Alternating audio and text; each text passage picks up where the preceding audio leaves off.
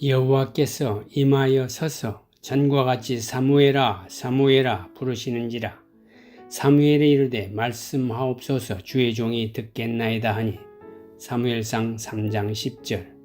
하나님이 어린 사무엘을 부르셨다. 사무엘은 엘리 제사장이 자신을 부른 줄 알고 그에게 가서 내가 여기 있나이다라고 답한다. 그러나 엘리 제사장이 부른 것이 아니었다.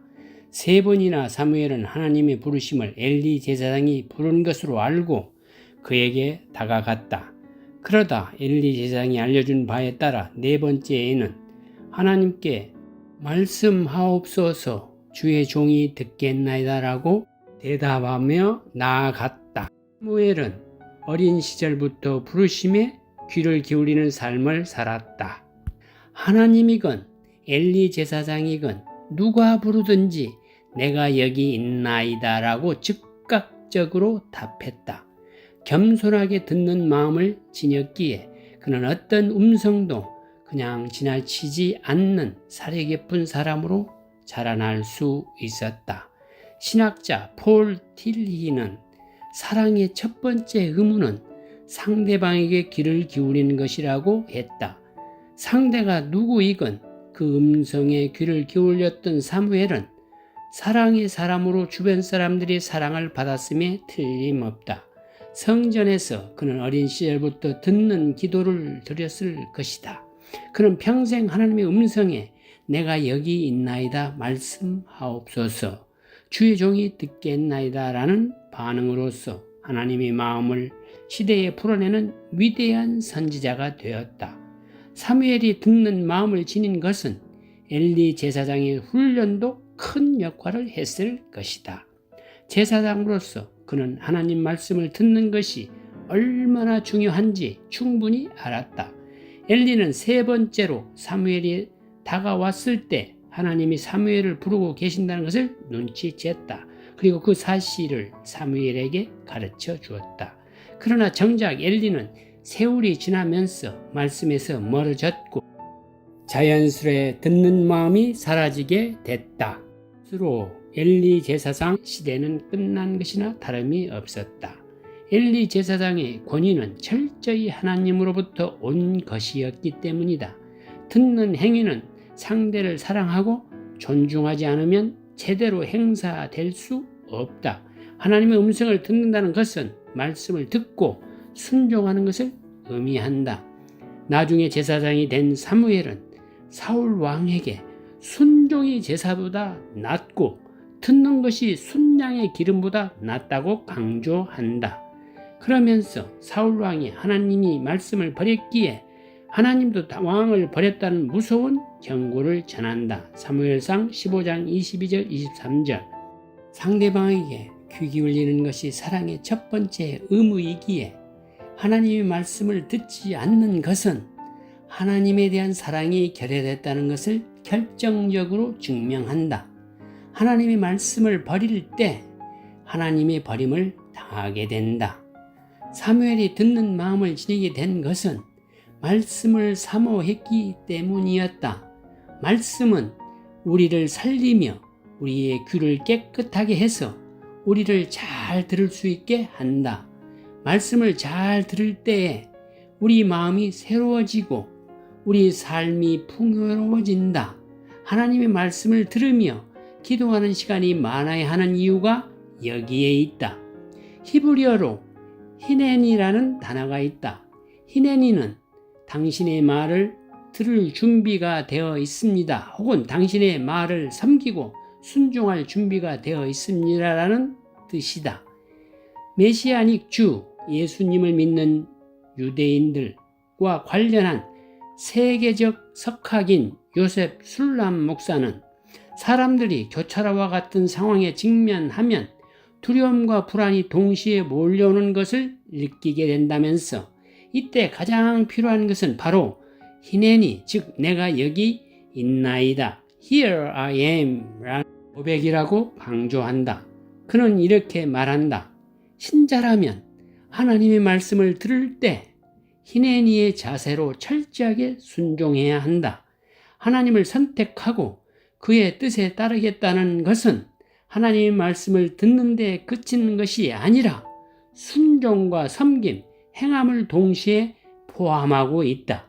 교회가 세상의 더러운 악에 대해 소리를 발하지 않는 것, 교회가 세상이나 심지어 교인들이 눈치를 보는 것은 희내니의 자세가 아니다. 손해를 볼지라도 세상의 소리에 연연하지 않고 그 길, 더 웨이를 걸어가는 것이 희내니라고 말한 사람이 취할 행동이다. 교회사를 돌아보면 희내니를 외친 사람들이 적지 않다. 기독교 역사의 순수성은 이 희내니 정신을 통해서 이어져 왔다. 목숨을 걸고 종교개혁을 주창한 마틴 루터 역시 희내니의 정신으로 충만한 신자였다. 1517년 10월 31일 독일 비텐베르크 대학 교회에 가톨릭과 면죄부의 부당성을 밝히는 95개 조항 반박문을 내건 이후 루터는 가톨릭 세계의 엄청난 압박을 받는다. 루터는 당시 독일 보름스에서 열린 제국회의에 소환을 당한다. 보름스 국회의 소환을 통보받자 수많은 사람이 루터에게 가지 말 것을 권유했다. 루터 역시 극심한 번민을 했을 것이다. 그럼에도 그는 보름스로 갈 것을 다짐한다. 그는 벗들에게 말한다. 나는 갈 것이요. 비록 사단이 질병보다 더욱 나를 방해하려고 무슨 짓을 행하더라도 말이요. 두렵냐고요? 두렵소. 물론 카를 5세의 명령 또한 나를 두렵게 하려고 발표된 것으로 알고 있소. 그러나 그리스도는 살아 계십니다. 모든 지옥의 문들과 공중의 권세 잡은 자들의 위협에도 불구하고 보름수로 들어갈 것이요. 그것이 주님의 뜻이기 때문입니다. 훗날 그가 당시를 회상하면서 다음과 같이 말했다. 많은 사람이 루터와 관련해서 기억하는 말 가운데 하나다. 만일 보름수의 지붕 위에 있는 기와장처럼 많은 마귀가 나를 겨냥하고 있다는 것을 내가 알았다 할지라도 나는 여전히 그 도시에 들어갔을 것입니다. 구약시대에 솔로몬 왕은 무엇보다도 듣는 마음을 달라고 간구했다. 그것이 하나님의 마음을 기쁘게 했다. 누가 주의 이 많은 백성을 재판할 수 있사오리이까? 듣는 마음을 종에게 주사 주의 백성을 재판하여 선악을 분별하게 하옵소서. 솔로몬이 이것을 구하매 그 말씀이 주의 마음에 든지라. 열왕기상 3장 9절에서 10절. 이 외에도 성경에는 듣는 것의 중요성을 강조하는 수많은 구절이 있다. 요한계시록에서 하나님은 에베소, 서마나, 버가모, 두알디아, 사데, 빌라델비아, 라오디게아 등 7교회에 각각 말씀을 주시면서 마지막에는 동일하게 귀 있는 자는 성령이 교회들에게 하시는 말씀을 들을지어다 라고 하셨다. 신명기 6장 4절에서 9절은 쉐마의 말씀으로 들으라 이스라엘아로 시작된다. 듣는 마음이 있어야 그 말씀을 들을 수 있다. 하나님의 말씀을 듣는 사람들이 그 말씀을 삶에서 살아낼 수 있다. 예수님의 어머니 마리아 역시 듣는 사람이었다. 마리아가 가로되 주의 여종이오니 말씀대로 내게 이루어지이다. 누가복음 1장 38절.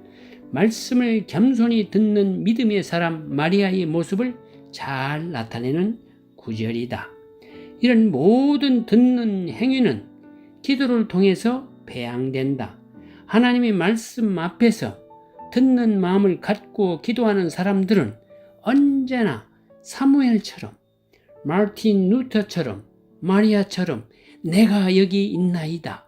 말씀대로 하옵소서라는 고백을 할 수 있는 것이다. 믿음의 사람 아브라함이 고향과 친척, 아버지 집을 떠날 수 있었던 것도 하나님의 음성을 들었기 때문이다. 그는 기도의 사람이었다. 어느 곳에 머물건 기도의 제단을 세웠다.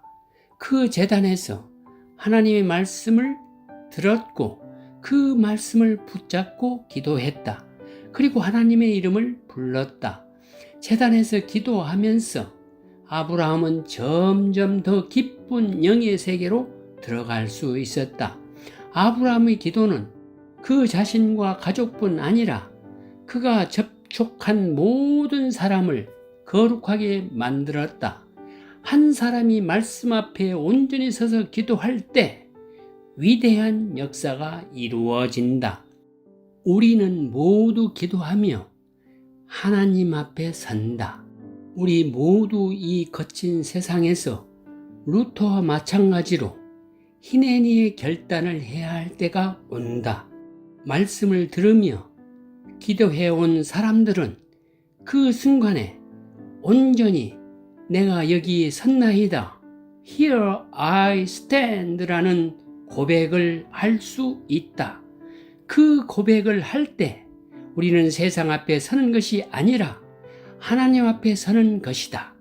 기독교인은 보이지 않는 하나님을 보는 것처럼 살아가는 존재다.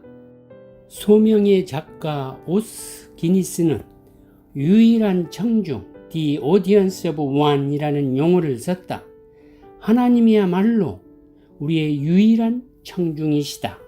우리는 기도할 때마다 유일한 청중인 하나님 앞에 서게 된다. 종교개혁가 장 칼뱅은 이를 코람데오 신앙이라고 표현했다. 코람데오는 하나님의 마음 앞에서 정직하게 서는 것이다. 하나님의 마음 앞에 철저하게 자신을 내려놓고 당신의 말을 들을 준비가 되어 있습니다.